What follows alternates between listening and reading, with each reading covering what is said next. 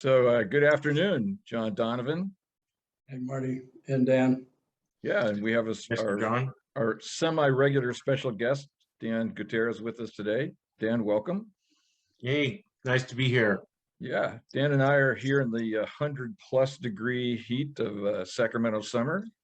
Oh, wow. Well, I'm sure it's sizzling down there in San Diego. Yeah, it was 73 plus. Ouch! Oh my God. Ouch! I I don't know how you do it. don't know. Well, Yeah. welcome back. We took a week off last week, and so we're back on our weekly schedule. So good to be back with you, John, and as always, Dan, good to have you with us. And I'd like to turn it over to Dan, get us kicked off. Dan's got some thoughts he'd like to share with us. And I'd like to invite you to go ahead. Yeah. So I don't know. Last time I came on, I talked about. I thought I'd come to this conclusion that my life's been spent seeking safety, and so further inquiry into the feelings and just a greater awareness and some new information. The next step down, it seems like to me, is that it's fear of separation, not being part of a whole or being part of something. And I started thinking about, we're born out of the universe, then we're born into the world, and we're separated from our mom, and we come with attachment programming instincts, and then we come to the conclusion, the ego develops. I believe the ego develops, and then we have this idea that we're separate. Yep. And so I started thinking about this for me, and we always have religion where we have some deity that's always with us. 12-step groups call it a higher power. Other people call it God. In ACA, they call it the loving parent. And I looked at my behavior, and I looked at it through that lens, and that's what I've been doing. Is I've been trying to either make myself worthy, be acceptable enough to be accepted, earn my spot in the I don't know, in life, to be connected with other people, or to be good enough to be connected with other people. I don't know if that sounds right. And I've read some books, and I've watched some programs and stuff like that. And it's the absence of connection to self. For me, it's feeling like I'm not a part of. And through the quantum physics and stuff, they've proved that we're all connected in a field of quantum energy. I guess that's what would be my term for it. And I am part of the whole. And I was just thinking, when I spoke those words aloud, it gave me a sense of peace, calming, that I am connected to everyone, and everyone to me. And what affects me affects the whole, and what affects, or what happens to the greater community, the world, the universe, affects me. I don't know, and that gave me a sense of relaxation, a different perspective, and I was thinking it, and this is just a creation of my mind. And somehow or another, that concept had to get installed somewhere. Otherwise, I wouldn't have it, unless that's part of being a human being, and that's, you know, the instinct that we have that's programmed, you know, like the BIOS in your computer, when you turn it on, that's in there. So yeah, I mean, and it's and for me, it's like, well, it's just a concept. It's a mental construct. If I believe that I am alone, these things happen to me. I'll have this fear of being alone. I'll have this fear of not. I'll have to earn my spot. And then the other side of it is, well, if I believe I'm connected, I'm never going to be alone. I'm always a part of the whole. That creates a sense of relaxation and ease for me.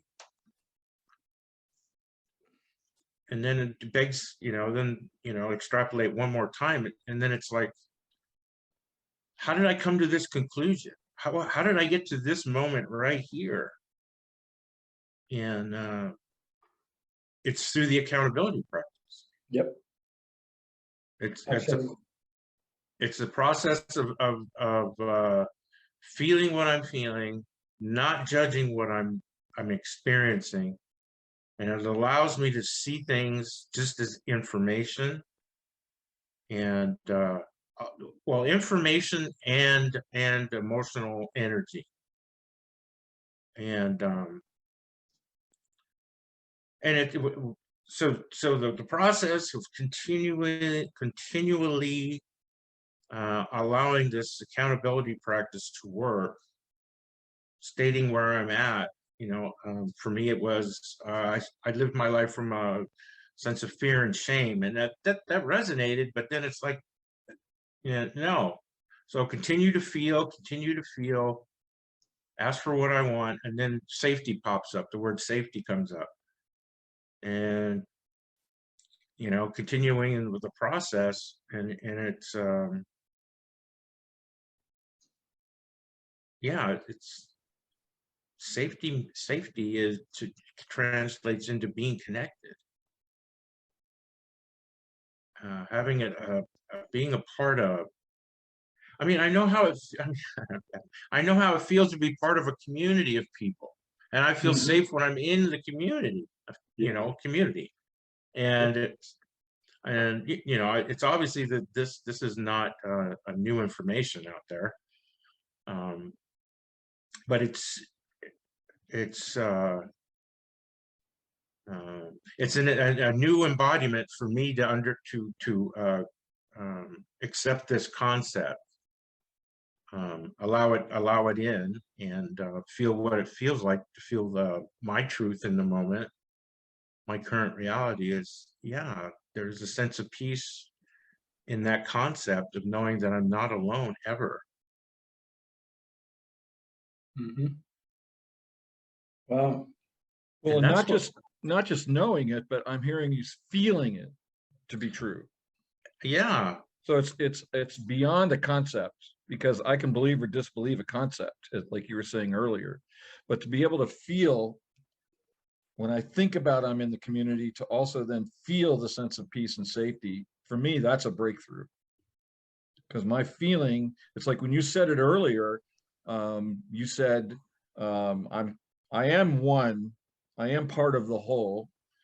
And you said that brought you a sense of happiness, well-being, I forget your words.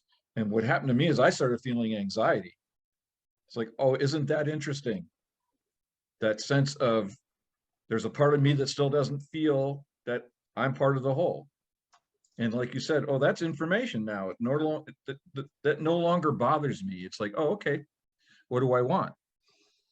So I think for me, what I'm hearing you say, and correct me if I'm wrong, but it sounds to me like you're having the conviction of your body and not just of your thoughts.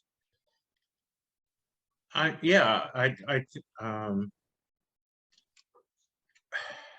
think it's the knowing, I don't know if you want, I don't, what do you call it, original knowing, but my body knows the truth of it knows the truth of what I'm talking about, and it expresses itself in a way where I'm calm, I'm relaxed. It Presence. just gives me a sense of peace and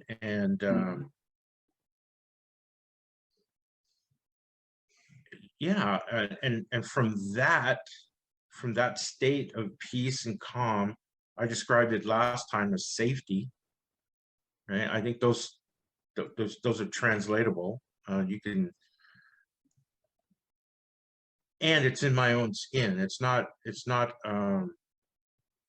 I'm connected to myself, which means I'm connected to the whole universe. There's nothing outside of me. It's all within me. And I'm never going to leave. Of all the people that I've ever met and dialogued with in my life, I'm going to be the last person I see before I pass on. So I'm never really alone. But just having that emotional response to that just takes the anxiety, the tension out. So for me, that experience is my truth, and I'm curious to find out if it applies to me. And I live in a world with the similar conditioning of not empowered thinking, but of disempowered thinking. I'm probably not alone in this. No.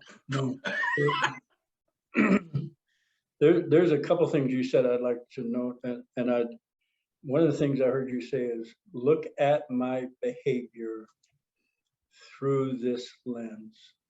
I want to comment on that, and before I do that, I heard you say information and emotional energy, and that this is not new. I want to start there. And for some reason, it's a damn secret. It's like, it's like, no, it's not new. And yet it has not been accessible to us on a personal level or a race consciousness level. And the mystic schools, my interpretation of the mystic schools was to initiate a human being so that they would know that they're part of the whole or part of something greater through the feeling in their emotional body, through connected to self, as above, so below. When I'm connected to me, if I'm a part of the universe, the whole universe is internal with me. So what I'm looking at when I see these pictures from the Hubble, that's a picture of my insides. That's a picture of my magnificence, as above, so below. So that is the secret. That is, I believe it's time, because you and I are having this conversation, and I want to speak for myself and my common folk. It's like it's ready to be disseminated by a mass of people. Okay, information and emotional energy. Emotional energy is information, and my body expresses what I hold, the frequency that I hold in my body. And this was baffling to me at first, is somebody would be intense or irate or angry, and somebody look at them and say, well, they're angry, speaking about their behavior. When I knew that when I was tagged as angry, I didn't feel angry. What I found out about myself when I looked in, that what I was expressing through violent behavior was resentment, bitterness, and contempt at this issue you're talking about. I don't belong. There's something wrong with me. I'm a misfit, or people are dangerous. I am not safe.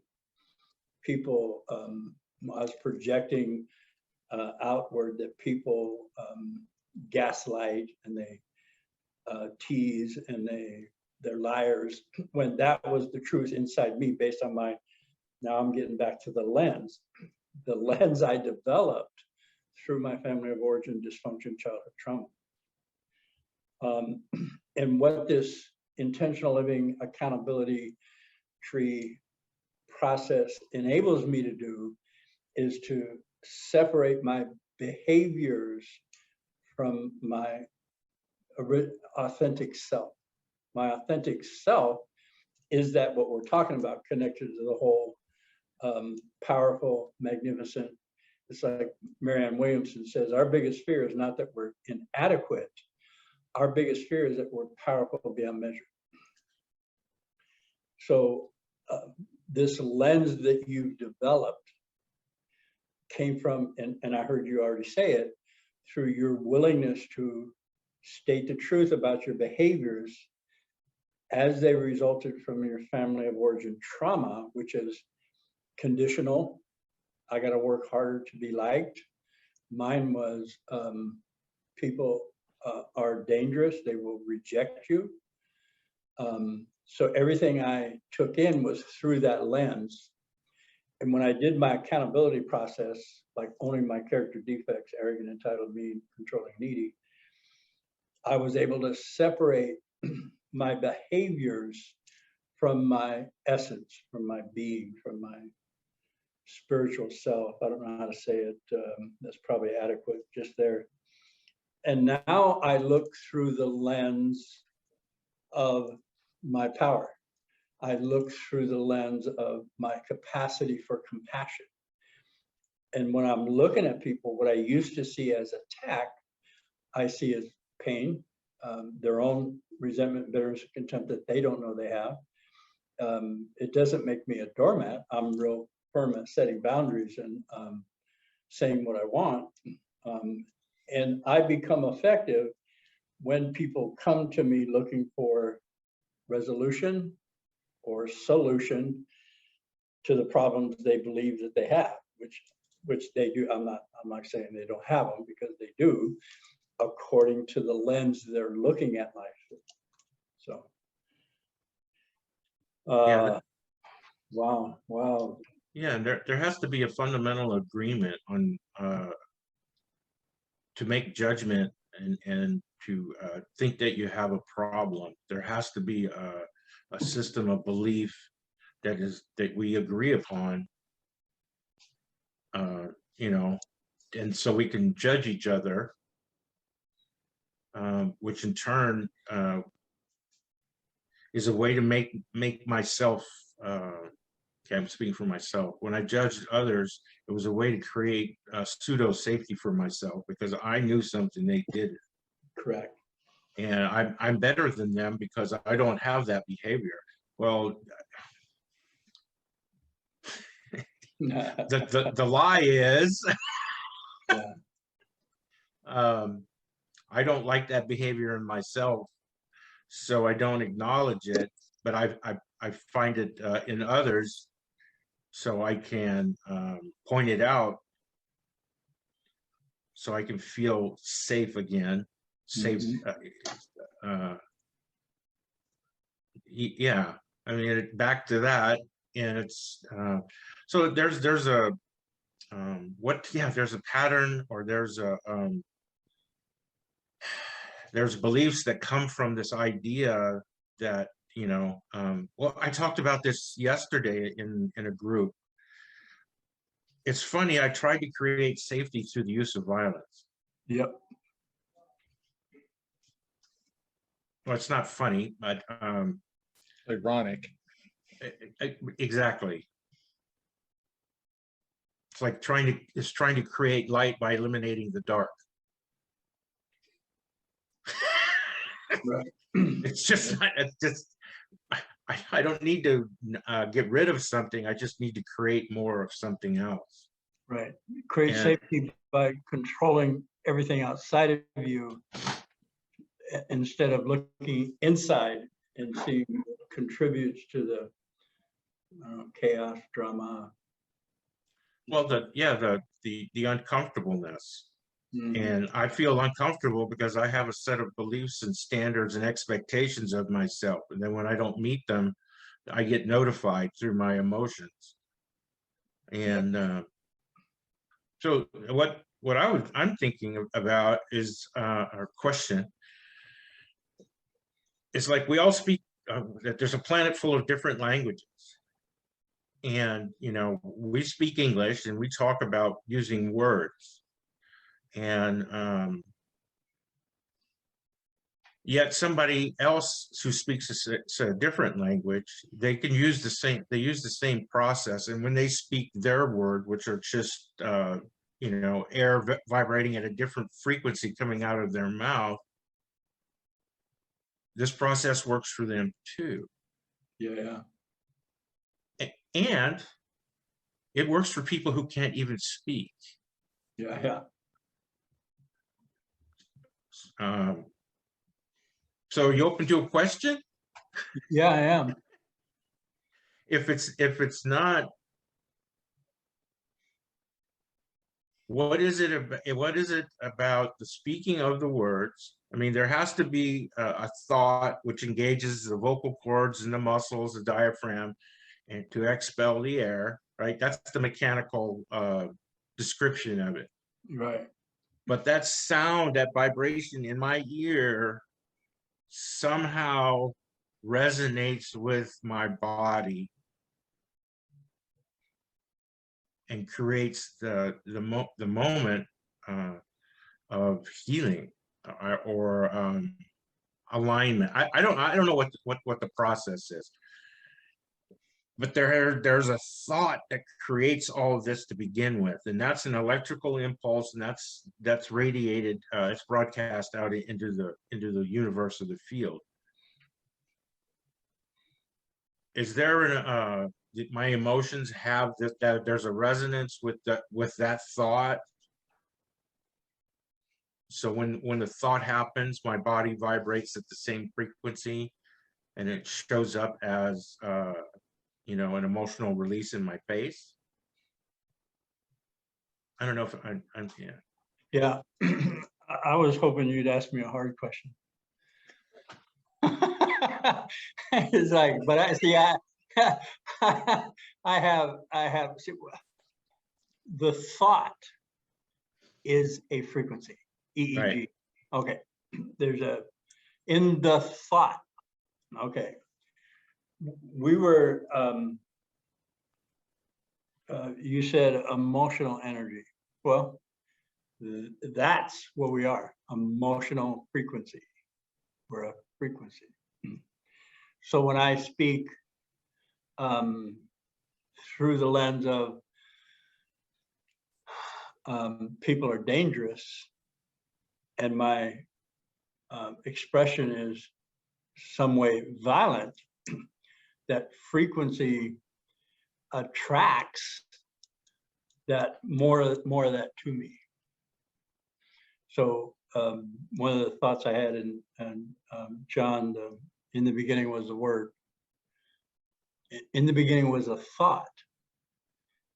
In the beginning was a frequency, and that frequency manifests. So this ties in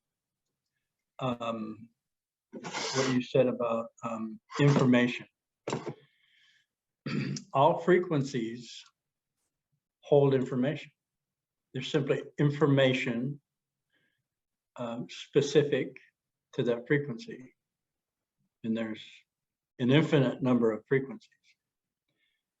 So when I, let me say that when I came in, I wasn't a blank slate. I was connected fully. I was a sensing being, and I just absorbed all of these frequencies into my body. My mother's disappointment, my father's disappointment, their anger and rage and confusion about their life, knowing that they may have felt alone or isolated or worthless. And I picked up this energy through my emotional body, and that's the family of origin dysfunction subconscious pool of information. And it simply manifested out of me. So when you talk about your behaviors in the intentional living material, we state the end result of this process of I want to say socialization, or the feelings and the emotions we pick up from our parents, guardians.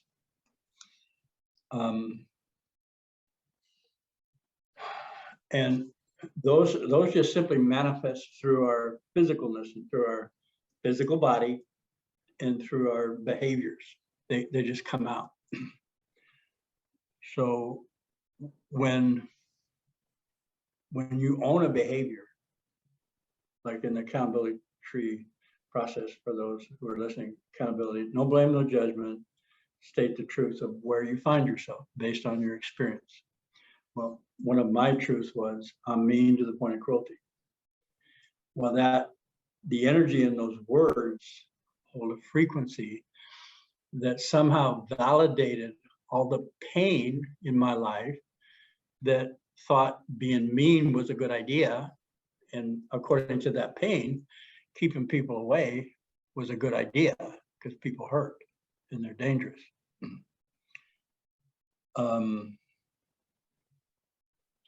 So when I owned the behavior, there was a emotion frequency that validated the pain. And then I used my vocal cords. It is my intent to be kind. Right. It's fused with a frequency of truth,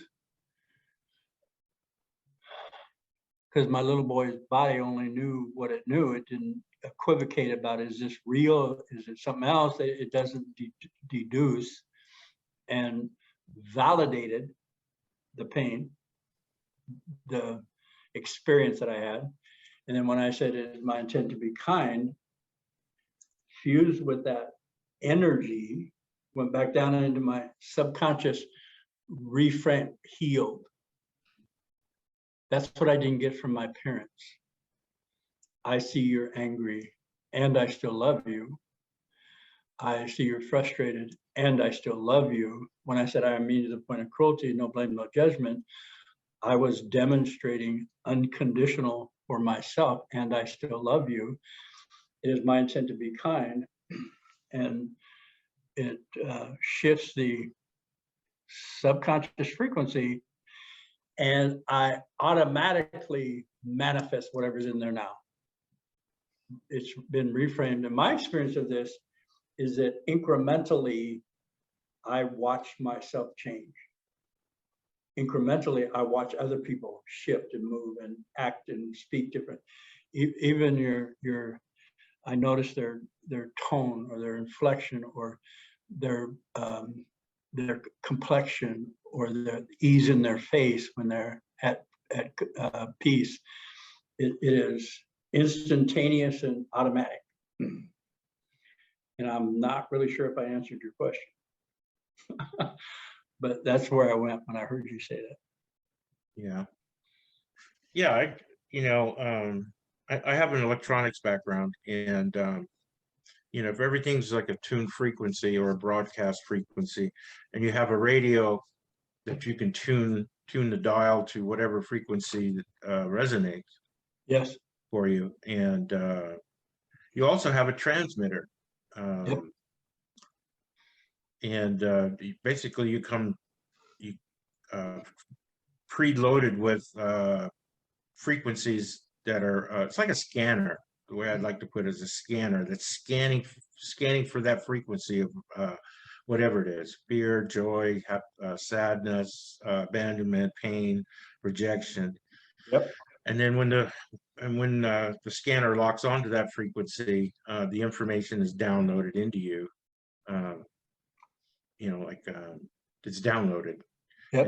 And then when you have that resonance, then it turns around and rebroadcasts that frequency, so you attract more in. Exactly. Right. The awareness is that it's not on auto scan, that we have the power to select the frequencies as we go along until we find the ones we want. That's the capacity built through telling the truth and owning behaviors accountability tree. Yes. Right. Well, it's just yeah, I resonate with that description, because I know that I'm resonating at a different frequency now Yes. than I was before. Yes, you are. Yeah, and I'm aware that I can tune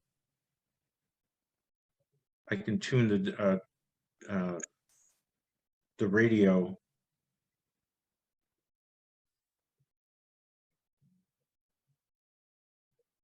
consciously tune the radio and listen to what I want to hear. Yep. Yep. And we're talking about the tuner. The analogy could be reticular activating system, that net-like group of cells that filter the incoming information, scanning it for any inkling or anything that happened in the past, so I can be ready now. Whether this energy is from the past, my body only can compare it to the past. So I'm like, I mixed up love and concern with attack. And an example of that, somebody asked me, in a not so pleasant voice, why are you late? And I would go into, who do you think you're talking to? Through my filter of rejection, I saw somebody attacking me. Now, if somebody says that, oh, you're late, I see, oh, what I see now is somebody who's concerned for me, concerned for my safety, somebody who loves me, somebody who was waiting for me to come home, actually was anticipating me come home. I mean, the same thing's happening, except the filter of attack has been removed, and I can see what's in front of me and not take it personal or see it as a slight. I was looking for rejection, and where the hell have you been is a rejection according to that filter. When I remove the filter, where the hell have you been is a declaration of love. And it's the same words. Right, it's the same frequency. It's just same frequency. I hear it differently, or I resonate with those things differently. Correct. Because I cleaned up the wreckage of my past, looked at it, examined it, owned it ad nauseum. And every time I do that, there's a frequency shift in me according to what I say I want, which is to walk in beauty, peace, and compassion with an open heart and open mind. So I find myself seeing beauty, peace, and compassion in situations where I only saw chaos and attack. Same thing. Nobody has to do anything different for me now. I see that now instead of what I used to see. So in essence, we're deliberately and intentionally reprogramming that reticular activating system. Exactly. Because it's still letting in and censoring information. Yes. But now it's letting in information that I have declared I want to receive. Yes. Because I'm still receiving the other information. I'm still receiving resentment, bitterness, and contempt information. Yep. But now I have reprogrammed my awareness of that to say, oh, look, bitterness, contempt, and resentment are showing up. Yep. What do I want? Exactly. Whereas before, I was looking for it for the purposes that you said earlier, which is to keep myself safe from other people's bitterness, contentment, and resentment. So I was like, if I can control my own, then I'm safe. Yeah. Even though I'm stewing in bitterness, contempt, and resentment. The only way to move from someplace is to know exactly where you're at. Exactly. And it was good news that I found that I was full of resentment, bitterness, and I was contemptuous. And once I got that, it's like, oh, I'm here. Where do I want? I had direction. I had a place to go from. If I didn't know, if I thought it was just them and there was something wrong with them and they were attacking me, then I had to like control, manipulate, and do all the menagerie of things I used to do to get people to act right. Now, so act so I can feel safe. Yeah. So we Mhm. expend all of our energy. I expended all my energy to try to rearrange things out there, Yeah. which was, of course, a Sisyphean task because Yeah. I could never actually do that. Correct. So, but what that did for me was it kept me in my family of origin body chemistry, or to use the language we're using today, the frequency Mhm. of drama, fear, upset, because that's what I had confused with love. And as long as I was having that, I could, in a really bizarre and perverse kind of way, feel safe in my unhappiness. And it's taken me years to realize that I actually don't need to have unhappiness to feel Right. safe. I intend to create a world of joy, peace, freedom, and community. And that's what vibrates. That's the vibration that now attracts things in my life. But like you said, I had to find out that I was full of anger, rage, bitterness, contempt. No blame, no judgment. Right. It's really, I mean, you just said something that's so fundamental to this work, which is to be willing to accept, to start from where I am right now Yes. without blame or judgment, Without blame. and to be willing to look under the rock of where I am. Yeah. Because as you know, because the three of us have sat in a men's group for many years, I learned the hard way. I had to learn through learning what projection is, all of the nasty stuff inside of me, because I just saw it out there. I couldn't see it inside me. Right. And so I had to go through that, what seemed at the time heart-rending willingness to own I'm cruel. Yes. I'm cruel, I'm cheap, I'm selfish, I'm greedy, all of those things. Mhm. And to learn that I won't die if I own those. In fact, I'll find a sense of freedom that I had no conception of before on the other side of it. For me, I think that's where I came from too, and I'm just going. My next experiment, or my continuing next experiment, is to just own the emotional state and not give it a narrative. Wow. Yep. Because I get lost in the narrative. That's where the blame and judgment creep in. Yep. And that's where I'm just because this is why I asked the question. It's like, you say the words, they have this, it's the thought that actually has the frequency and the resonance with your body. It's stored energy, and it's just waiting to they're just like little tuned oscillators. When the right frequency comes along, they resonate, they vibrate.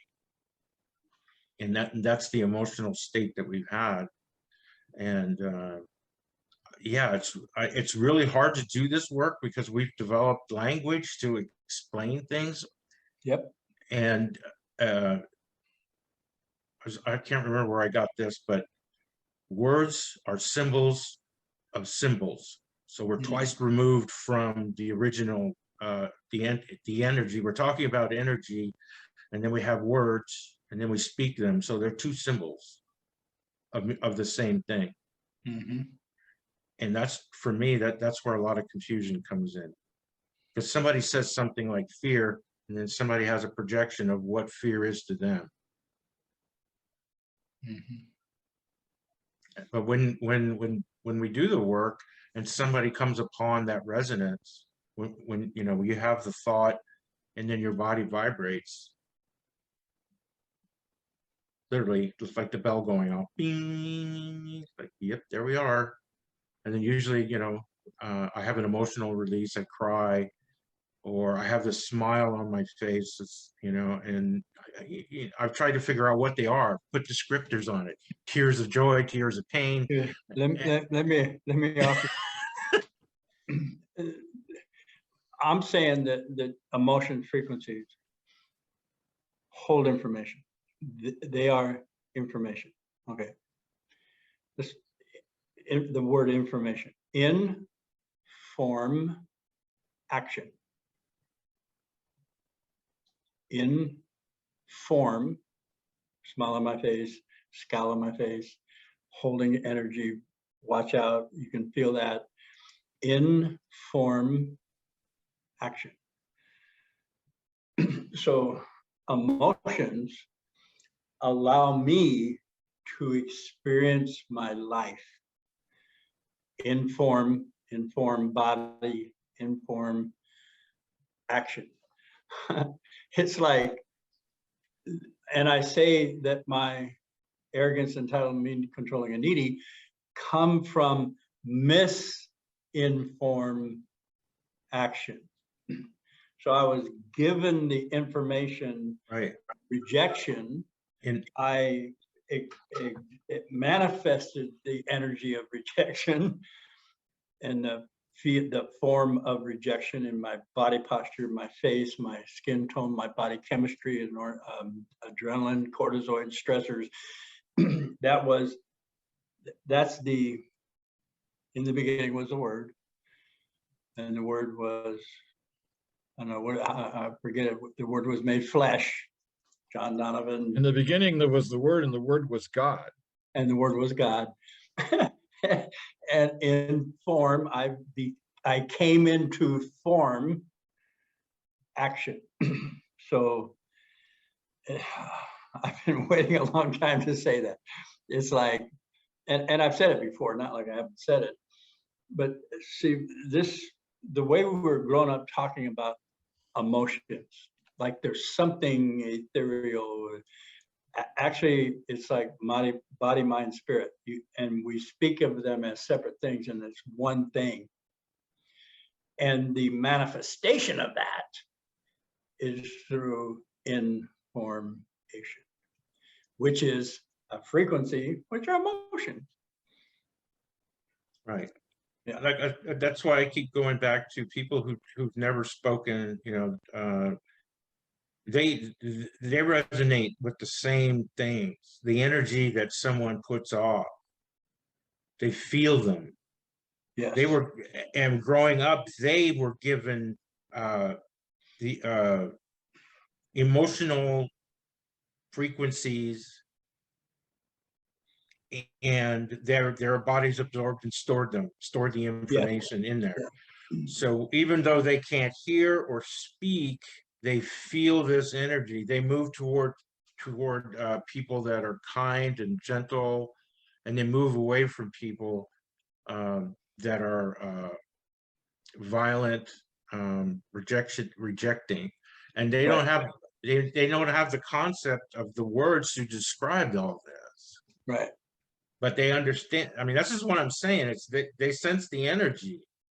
Who are they we're talking about again? I'm saying people who are blind, people who can't speak. Yeah. Right. Yeah. Can't hear. Right. Yeah. They don't have this Receptors. they may be better off. I want to offer, that's what I was going to say. I did an experiment one time in a workshop where I was blindfolded. Nobody said a word. And then they took me up to something, whether it was a drinking fountain or a tree or a rock or a door or another person. And they just said, what's the feeling? And I swear, when I was standing in front of the drinking fountain, I felt water. I didn't feel like the word water, but I said, water. And I was blindfolded. Then they took me over to a tree, and I felt, ooh, solid yet, I don't know, tree. And then they put me in front of a person, and then I don't know, somebody, but I could sense their energy. That was from my emotional body. I didn't need see, hear, taste, touch, smell. Keeps me from bumping my head on low-hanging objects. I need that for survival. This other sense that I have, which is my emotional tuning for receiver transmitter, Right. worked wonderfully if I get out of its way in my judgment of myself, and actually out of the lens of rejection, because I saw everything through this lens of rejection. And of course, my body felt the frequency of rejection. And it was true for me, although it was painful, destructive, isolating, and violent. It was all those things. It was that little boy's truth, that little boy body truth. And when I said it out loud, I mean, I don't like people.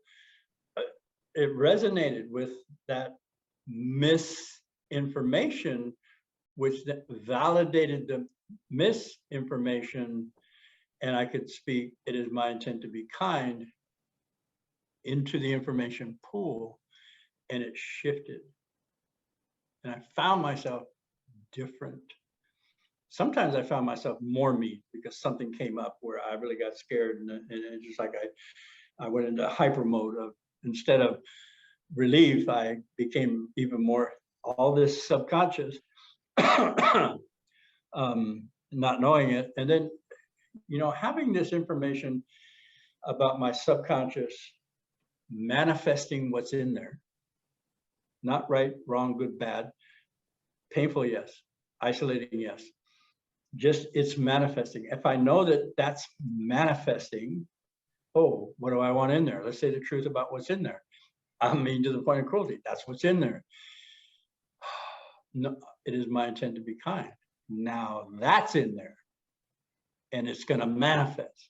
It's going to take a while to sort out and acclimate to the new lens, and yet after a while, that's all I see.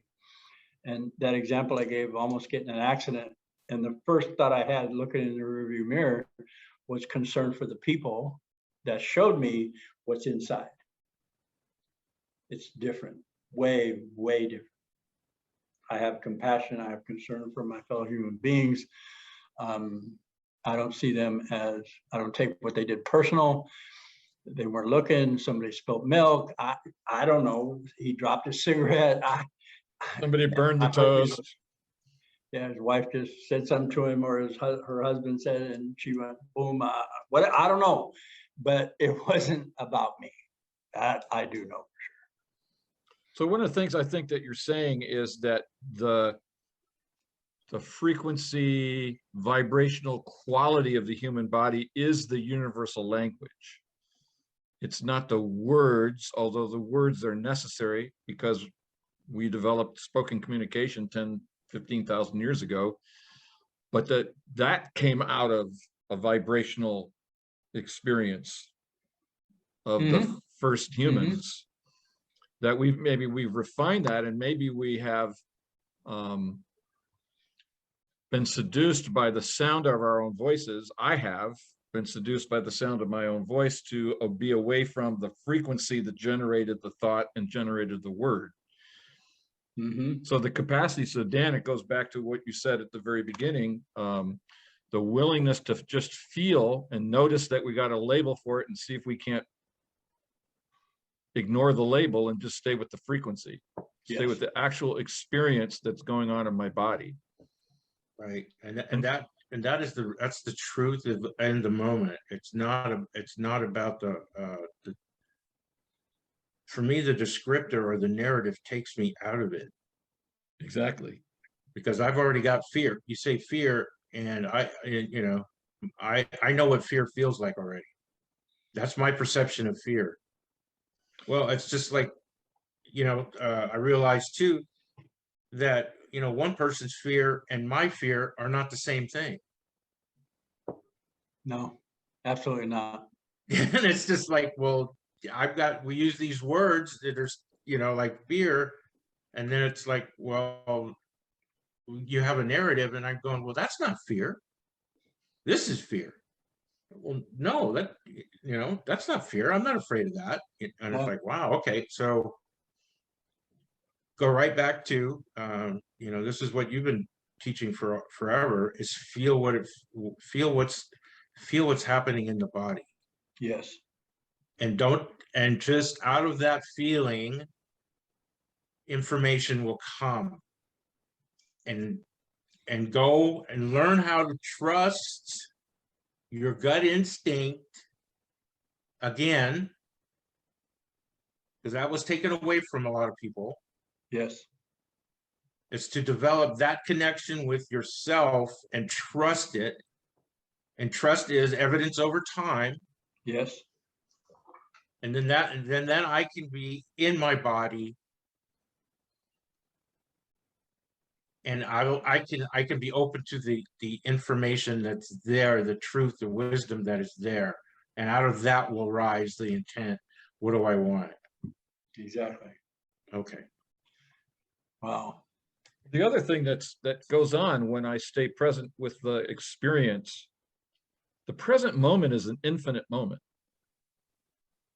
So that whole biblical verse that you referred to, the beginning of John, and the beginning was the Word was with God, and the Word was God, and the Word became flesh and dwelt among us, means that when I can be present in my body, then I'm present. There's only presence. Right. And my capacity, therefore, to be present with what I want and speak what I want, that's the creative capacity that we all are born with. And see, that's what Daniel started talking about in the first place. That's what connects me to the other person, because the other person is in that frequency too. That other person, if we're all connected, is me. So there's no question about morals or how I would treat you. I would treat you with the same love and respect that I have for myself. It's a no-brainer. It's like we don't have to have all the laws and the litigation and the legislation to be nice. We would simply know that, oh my God, what I do to you, I do to myself. Hey, come over here, let's have dinner. Let's like sit down and talk. Let's see what's going on. And that's in when Jesus said, love your neighbor as yourself. Exactly. Right. It's like, whoa. I mean, I granted, the obvious solution is real simple. Yeah. And How simple is it? Well, the simplicity of the truth is obvious, right? But it's the acquisition of it. It's already in us, and it's been covered up through all conditioning and whatever. It's developing a process to uncut or to remove the layers of misinformation, and with no blame or judgment. It's like, if I hadn't had this program and I hadn't had some information about myself, the continuing introspection and using the process over and over and over leads to this result, or can lead to this result. Yeah. And for me, getting here and knowing that I'm connected is being compassionate for myself, and when I see that other people are struggling, it's not because they're good or bad or don't want to. They're just not aware of this. That they're looking through a filter. It's the removal of the veil. Yeah. And it allows me to treat people differently. It's not like they're good or bad, right or wrong. It's just that, they haven't had the opportunity or understanding, or some are called, many are called, but I don't know. I don't know how I got here and what motivated me to hang in there and continually. I mean, it's been quite the adventure, and I don't understand how or why that I'm on this adventure. And it becomes obvious that I don't need to know. I just need to know if I want to continue. Yeah, there you go. And part of my brain goes, yeah, but it would be nice, To have the answer. Yeah, and it's like, okay, well, I understand that want, because there's a part of me that really wants to know, and there's nothing wrong with me wanting to really, really know. And it's to have compassion for myself, to allow it to happen, and say, okay, you know, I validate your experience. You want to know, no blame or judgment. Okay, and you know, and we're going to continue on the journey. Maybe it will be revealed, maybe it won't. What if all of this work that we do, the struggle, the back and forth, the stumbling and falling, is how consciousness grows? It grows through us individually contributing this, because we are connected to the whole. We are part of the whole. Whatever we contribute as an individual, quote unquote, changes the whole. Yes. Yes. It may be imperceptible from our, you know, the brief perspective. We get to live maybe 80 years, so we're not going to see a whole lot of movement in 80 years.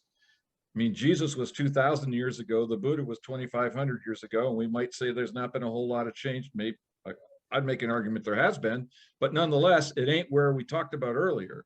Right. And so what? Right, Yeah. and it So doesn't have what? to What be. do we want? Yeah, it doesn't have to be.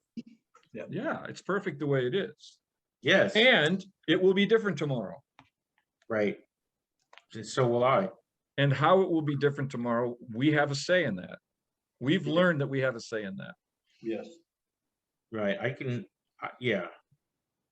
I can point to the compass where I want to go, but where in what direction? But I'm not privy to where that journey, the ebb and flow, the left and right, and valley and mountain are going to take me. But I do have a say in what direction I want to go. Well, and that's you also more. have the capacity to be aware of what's going on, whether you're in the valley or in the mountain. I mean, that you have that, we have that capacity, as we said it earlier, to be where we are, to notice it. How does it feel? What do we want?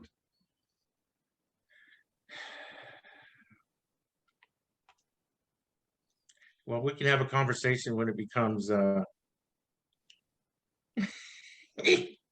when it becomes that effortless for me.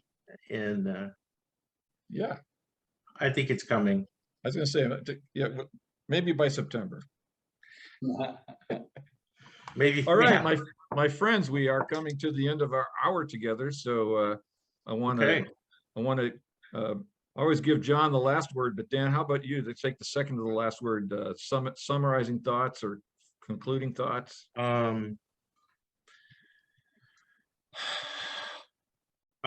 Compassion toward myself, ourselves, goes a long way in creating new information. Mm-hmm. Thanks. Thanks for coming on today. You're welcome. Thanks, guys, for having me. Yeah. And so I bounced the ball to you, John, to wrap us up. Oh yeah. Nailed it. All right. Got it. Okay. I am not alone. That's my All right. okay. Well, I just thanks everybody. To those of you who are listening and who may be here for the first time, we didn't really talk about what we're talking about here, how we got there. But there are a number of accountability practice meetings that are available on Zoom on Monday nights, Tuesday afternoon, Wednesday afternoon, Thursday night, Saturday morning. They're all on Zoom, so anybody that would like to come and check out how we do this work, the three gentlemen that you see here, each one of us facilitates a meeting, plus our colleague Ruben on Tuesdays. So please, at the end of the podcast, there'll be my email address or John's email address. You want to get the Zoom connection, the Zoom room connection, please shoot us a note. We'll be happy to send that to you. Yeah. And I just want to qualify, on Tuesday night, it's Ruben and Duffy. Okay. Co-host, yeah. Ruben and Duffy co-facilitating Tuesday afternoons at 4:30. All right, gentlemen. I look forward to being with you next time. And this has been a great conversation. Thank you very much. You're so All right, guys. Thank you. We'll see ya.